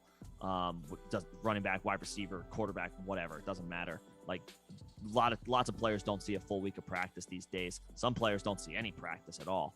And even Sean Payton said as much last week. Kamara is the type of player where he doesn't need to practice to play. Obviously, they held him out all the same. We need to see the practice reports, though. Not sure. There was no speculation last week that this was a multi-week absence that we could be looking at. But again, the Saints beat reporters were on this. They said that there was very little chance that Kamara would play from the jump, and he in fact did not play. So to that point, I guess let's check the Twitterverse. I will get back. Let me see if there's any like updates from the beat reporters about Kamara. But Wednesday, Thursday, most importantly, Friday practice will be telling. There you go. And thank you again, Matt. Yeah, thank you for the. I'll see if I can get a final verdict on like if there's any positive or any news whatsoever early in the week. But the Friday practice report's going to be most telling if we don't get any news before then,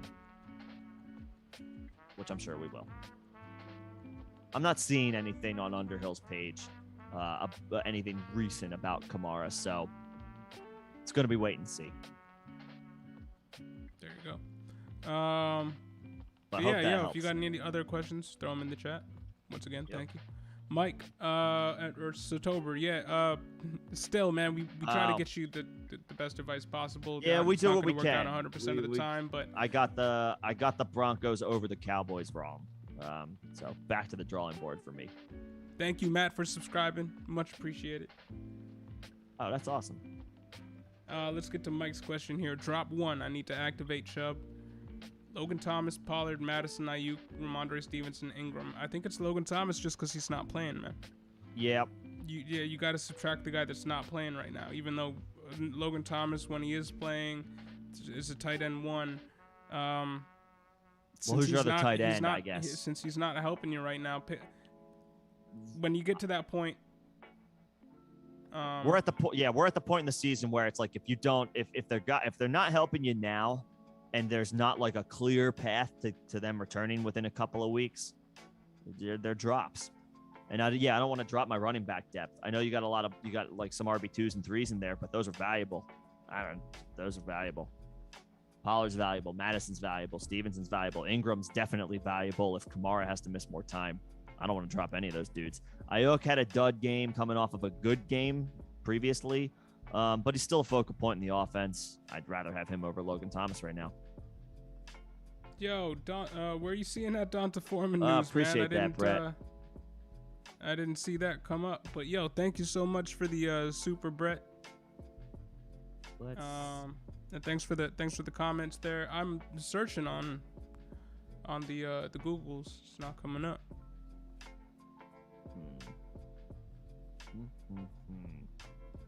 We gotta check your sources, bro.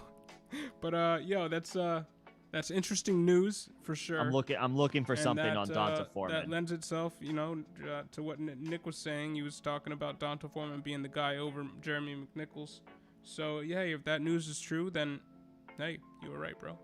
Possible future RB1 Donta Foreman. Yeah, I see that. I see a bunch of stuff there, but ESPN. Oh, by the way. He says ESPN. Oh, okay. ESPN. Awesome. Well, first of all, Brett, thanks again for the super. Thanks. Yeah. Thanks always for tuning in. Appreciate you. Appreciate the dialogue that we can have back and forth.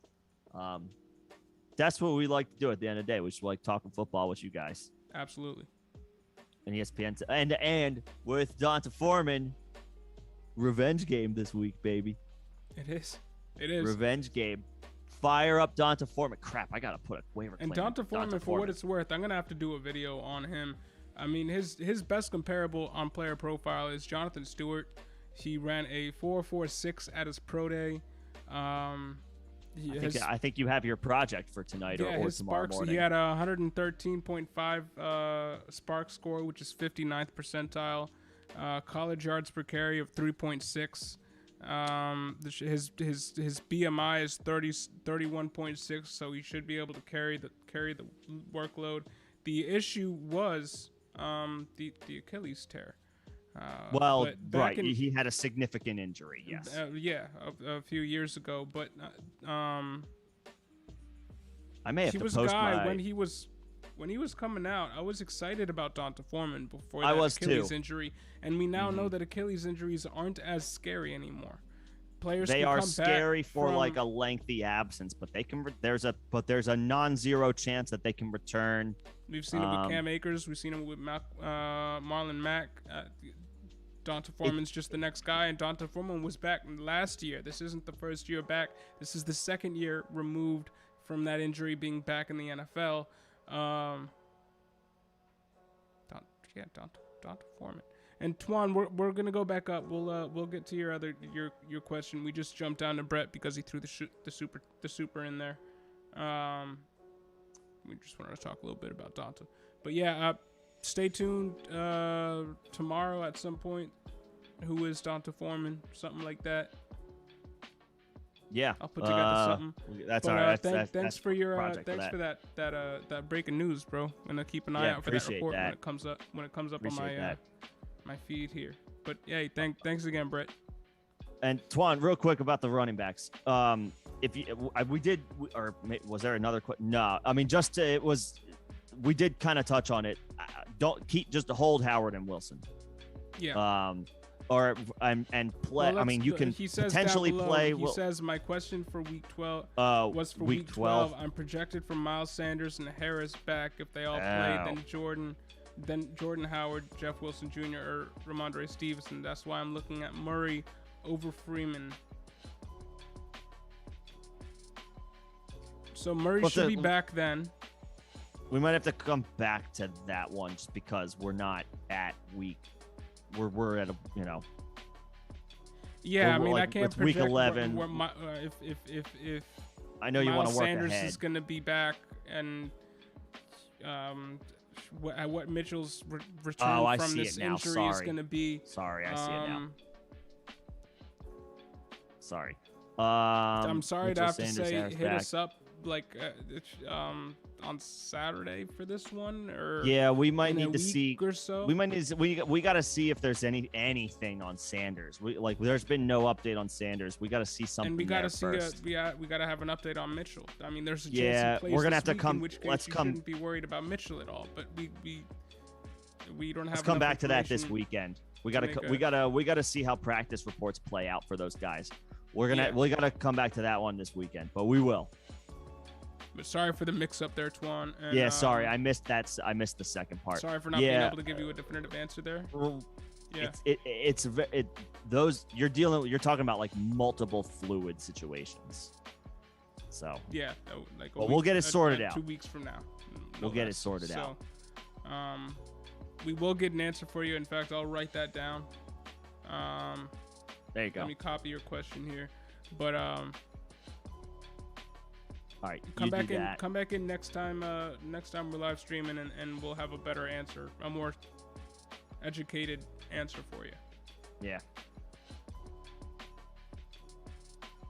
Iron, what's going on? What's going on, bro? There? Must be late. We were saw this question from you earlier in comment section. Was asking about trading Darrell Henderson and Keenan Allen for Dylan in Dynasty. Okay, there's a little bit more clarity here. I have 5-5, could make the playoffs. Don't think you have a team to win it this year though. if you could make the playoffs, I'd wait until Dillon isn't the RB1 for this team and Jones is back. If it's dynasty, it's dynasty. I know that might not make a ton of difference, but the fact that he's going to be an RB1 over the next 2 to 3 games is going to make a difference to the owner. So I would at 5-5, Henderson's not a bad back. Keenan Allen's not a bad receiver. I'd roll with them for a little bit longer, and then reevaluate when Aaron Jones comes back, and then make the trade depending your record and how you feel about your squad. But at 5-5, I wouldn't be making that trade, because if you're making that trade to win, as it may be a deciding factor to win now over the next 2 weeks, that might help you. But then you're back to A.J. Dillon splitting work with one of the best running backs in the league. Yeah, I would hold for now, Iron. I get I get wanting to get out from under Henderson before the deadline Akers comes back. Akers comes back, and getting out from under an aging wide receiver in Keenan Allen. 30. I 20. No, I don't know. I'd have to look it up. He's 29. He'll be 30 in April. So, yeah, okay. But I don't feel like he's the type of wide receiver to not age gracefully. I think he can do it. He's a technician. Yeah. I mean, don't you agree? Wait on Dillon? Yeah. I would if keep. You're 5-5, you still have. Yeah, if you were like 3-7, then sure, but you're in it for the playoffs. Right. So I would roll with the vet at wide receiver and the RB1 versus trading for the RB1 for the next 2 weeks, who has a great, bright future. Don't do it yet. Yeah, not just yet. Big Kong. Yeah, Jeff Wilson owners unite. If you were holding on to him, this might be your week. Congratulations. Yeah, your patience may have paid off. I had him. I dropped him. Could get him back if I really wanted to. Yeah, and Iron, you're right. Yeah, AJ is a monster, but this year it's tough for him. It's tough for him. And Brett, you live in? Do they call it Seatown? Do they call Seattle Seatown? Is that? I've never heard that. It would make sense. I've heard Chi-Town and Sacktown and that. Yeah, I was like, what's the other test? Sacktown. Yeah, Seatown. That's good. It makes sense. Rolls right off the tongue. I like it. You see have you played catch any Kraken games? Hey. I don't know if they're good or not. I feel like they might not be. I think they are. I think expansion teams in the NHL expansion are teams. weird. It's exciting. The Las Vegas Golden Knights. That's first year in their the most expansion out-of-body year. experience They went ever. to the Stanley Cup playoffs or finals. They went to the finals. They didn't win, but yeah. Yep. So yeah, no, the expansion teams in the NHL are a little different. Yeah. Slim, Marvel or DC? Do you have a hard opinion on this? I don't feel like we have a lot of friends that do. I guess I prefer Marvel. I mean, DC's Batman, and Batman is Batman, so that's awesome. But I don't care about Superman. He's like an unfair cheat code. So like Marvel's pretty cool.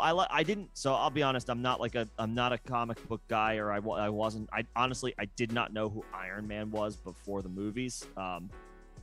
Don't hate me for that one, but when I saw the movies, I was like, oh, Iron Man's dope. So I really like Iron Man. Obviously, Spider-Man's part of the Marvelverse too. Obviously, he's super popular. I mean, there's a lot of I feel like I know more about Marvel because I feel like, in generally speaking, a lot of people like the movies have become mainstream, right? So like you kind of just run into finding out about these people now. Yeah. Like didn't know who Doctor Strange was. Doctor Strange is cool. Didn't know who who's the Scarlet Witch. Didn't know who she was, but she's a boss. She's powerful as hell. There's a lot of Batman is awesome. And if Batman takes the cake as like picking he's one he's way superhero, up there. I It's mean, Batman. I gotta say Batman. But It's like Batman. overall, like overarching story, the movies that are Probably happening Marvel. right now, Marvel, and it's not close. Probably Marvel. Marvel, Yep. and it's not close. Yeah, AB, agreed. Yup. You get a lot Everybody's of those looking trades where it's for- just like, yeah. bro, Everybody's who would looking for ever the fleet. accept this? Right. And they're just shooting for the 1% of people that think that trading, I don't know. Trading the farm for something that's anything less Exactly. than. Exactly. Yeah, we all know, and we all got those people in our leagues, and we all know who they are.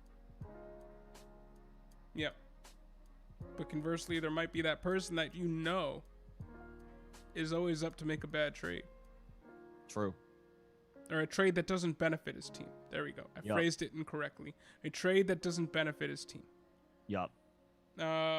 Jay Wright, when should I drop to Jay Ernest Johnson? Not right now. No. Chubb hasn't been activated off the COVID list, even though it's expected that he will Kareem be. Hunt ain't back yet. As long as Kareem Hunt and Nick Chubb aren't in the same backfield playing with each other healthy, Ernest Johnson has value. Mhm. Also, should I drop J.D. McKissick to go for Donta Foreman, Christian Kirk, Jacoby Myers, Michael Gallup? I kind of need to read this ESPN report from that Brett was Yeah, we need to referencing see before I like make- does Donta Foreman Is if that Donta legit? Foreman is like I mean I trust No, Brett. Brett's a I'm not reliable doubting you, source. I Brett, trust but like Brett. I need to see this ESPN report. I'm not seeing it yet. Yeah, let me see if let me check the Titans beat reporter that I follow, Jim Wyatt. Let's see if he's got anything on this. No. Nah, I mean if I haven't seen anything definitive, but if Donta Foreman is in fact the starter moving forward for the Titans, I mean he's the guy. Yeah. The RB1 And I think for he's the guy. I Titans. think he has looked the best of the three guys anyway. I Running think the he ball. Yes. Yeah. Haven't seen anything definitive, but I don't have an issue believing it either. I would love to, I'm not watching the TV at the moment. I don't have ESPN on, but maybe I need to. Maybe I need to have it on in the background for these streams. So basically, if Donta Foreman if the report comes out and it's like something that the team is willing to stand by, then Donta Foreman is a good person to pick up and drop Yup. J.D. McKissick for. I wouldn't be dropping J.D. McKissick for any of these other players though, unless I you like Christian absolutely Kirk, need a I like- wide receiver and you pick up, and you need to pick up a wide receiver. I like J.D. McKissick a lot. I know he wasn't used in this last game, even though No. the game script would have lead you to believe that's the way that they would go. He's good running back depth though. With Yeah. as much as Antonio Gibson's stock went up this past week, he is still a guy who is probably going to be on the injury report every week this season. So Yep. just gotta keep that into consideration. I mean, I would never, and to your next question, I would never see a situation where I own Waller and would play Hunter Henry over Waller. Hunter Henry's been great, and he's top 6, top 7 tight end right now. Yeah. But Darren Waller's floor is where he's at right now, which is tight end 8, and his ceiling is tight end 1. Waller's been so disappointing. I know, but disappointing by his standards is still pretty damn good. So he's not getting 2 touchdowns a game. But Yeah. excuse me, we did see last week Brian Edwards have his first good game of the Edwards season. popped. So if it switches back, Popped a little if bit. it swings back to the other main weapon there, I mean it's gonna be a Waller week. If you need depth at tight end, if that's the way that you want to go, then you could do a lot worse than picking up Hunter Henry. But I For would sure. see no situation in where I have Waller and I would sit him for Henry, unless it was Waller's playing the worst team against tight ends, and Henry's playing Henry's the playing best the best team against tight ends. Or flip flop. Waller's playing has the most difficult matchup, and Henry is the easiest. What I meant. I know it's me. Sure, but even then I'm like, yeah, I just. Yeah, I'm not moving off of Waller just because he's the TE8 right now instead of the TE2, like we drafted him to be. Especially at the wasteland that is tight end. I know Hunter Henry's been good, really good, but he's been really good. Also, does Robbie Anderson look fixed? Maybe. Like maybe Cam helps him out. It's hard to go off of. It's hard. That was kind of a weird game for the Panthers. Like PJ Walker played most of the time. Cam got like some goal line looks, and obviously Robbie Anderson was able to convert into a touchdown, but he still had like low totals, 4 catches, 37 yards, even though I think it was his best output of the season. No, that's not true. Week 1 was, even week 1, he only caught 1 ball. It wasn't bomb, but yeah, I mean, does he look fixed? No. Could he go up from here? Sure. But I'm not expecting. I'm not starting him this week. Yeah. I'm not starting him this week. I gotta see it. I gotta see it twice in a row at least. This week they do get Washington, but then they get even in a great matchup, I can't start Robbie Anderson this week. Maybe week 12 against Miami. That's also a good matchup. But we got to see a strong game. We got to see a strong game week 11, and I'd rather see that on the bench than roll the dice with him in my starting lineup. And also this week, should I play Rashad Bateman, Emmanuel Sanders, Ernest Johnson, or J.D. McKissic? Got to play one for flex. Johnson if Chubb misses, Sanders if he doesn't. Agreed. Yeah, Johnson if Chubb doesn't play, Sanders if he does. Bateman's right there, but I'll give the edge to Sanders. All right, you guys, we got a fair amount of questions still in here, but let's try to run through these. I'm tired. I've had a long few days. I kind of want to run through these real quick and get to the end of this. Yeah, you had a move. You did a whole move for 2 hours now. So sure. All right, next question. Traded more for Montgomery. Nice. I like it. I like that depth chart too, man. You got a good squad right there. JT, Chubb, Montgomery. Yup, you're sitting real pretty. Well done. Twan, yeah, if you're still in here, I think you might be still in here. Stevenson and Murray on the waiver wire. Waivers run tonight. We ready. Yeah, we ready. This is the same. I think you got to hold. I think you got to hold Howard and Wilson. I think you got to hold Howard and Wilson, and we'll figure it out. We'll give you like some concrete stuff by the end of the week. Yeah. Matt, you're welcome. Thanks for the super again. Thanks for stopping by. Yo, mate. Thanks, Brett. Even if you misread it, thanks. And we'll keep an eye out for it if it's real. No, we'll definitely keep our eyes out for that. But much appreciated, regardless. As always. Yeah, absolutely. Mike, I was thinking the same thing too. Hey. Oh, that was about nice. Dropping Logan Thomas. Yeah. So there you go. Yeah, go ahead and drop him. I don't know who your other tight end is, but I don't think you need Logan Thomas because he hasn't played for weeks and it doesn't look good. The news hasn't been good. Justin, should I throw Donta Foreman, Pollard, or hey, let's keep an eye on this news. But if Donta Foreman is the dude for the Titans moving forward, then it's Foreman. Pollard had a great game last week. 12 plus half PPR points and plays the Chiefs. Yeah. But you're playing the starter if he's named the starter, right? You're playing the starter if he's named the starter, but I like Pollard this week to possibly replicate what he did last game. Just give you 12 fantasy points. He did well in the return game too. If you got return yardage point, I know that that came up. Yep. Yeah, return yardage. I think he had around 40 to 50. So yeah,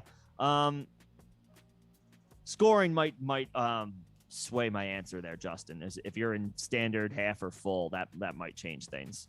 Like half or full PPR, I might be a little bit more inclined to go Pollard over Foreman. Myers, I know he had a really nice game, but I would probably play one of those running backs. Like, no. I would probably play one of those, and I feel really happy for him that he finally got it. Yeah, good for him. I'm not chasing that. But Foreman or I would go with one of those running backs. Standard Foreman, half or full, half. Come back to me. Full PPR. I don't hate the idea of Pollard. You also need a quarterback in case Murray doesn't go. Yes, Mac Jones is more reliable than Matt Ryan right now. Although it is a Thursday night game, it is a short week. You can't expect Mac Jones to have another game like he did this past week against Cleveland. That being said, I think I have a little bit more faith in him. I mean, Matt Ryan is at home. Cam Newton being available. Mac. You're going Mac over Cam? Oh, no, not over Cam. So you would pick up Cam. He said also available. Yes. Sorry, I was just reading that first. Yeah. Yeah, Justin, I think I might say go Cam because Mac and Matty Ice, they both play on Thursday night. I hate Thursday night games. They're always weird. I guess if there's one guy where it's like you can kind of feel comfortable firing up, it's the quarterback. But let's get Cam with a full week of practice where he's expected to be the starter. Let's try to avoid that Thursday game. Because to that point, if you play one of those two and Kyler Murray ends up getting activated, then you're stuck not being able to play Kyler Murray. Cam keeps you. If you go with Cam, you can still play Cam if Murray has to miss. But if Murray plays, you can play Murray. And we spoke about this earlier on. Cam Newton is playing with probably, what looks like on paper the best cast supporting wise that he's worked with. Definitely at least over the last few seasons, or since he's been on the Patriots. So I don't think we should be expecting Patriots Cam on this Panthers team. He's going to have a little bit higher of a ceiling. So I like Cam. I like Cam there. Yeah, I like Cam, and it gives you the flexibility of potentially still being able to play Kyler if he can go. And Slim got a defense question: Tennessee or Miami? So Miami plays the Jets. Miami has the best fantasy schedule rest of season. The Titans play. Who do the Titans play? So if you're looking for a defense to play literally for the rest of the season, Houston. Miami might be decent. Damn, they're both great matchups. In Tennessee that situation, gets Houston. I'm going with the one that has good long-term upside too. I'm going Miami. You're going Miami. I'm going Miami. Miami gets the Jets. The Jets are. I would expect the Jets to come back to the mean a little bit this week. The Bills trounced them. I don't expect the Dolphins to do the same thing to the Jets that the Bills just did. But it's still a great matchup. Tennessee, I'll just say they're hot right now. They're on fire. Like they're probably the hottest team in the NFL right now. So if you want to ride the wave, I would say Miami for the matchup.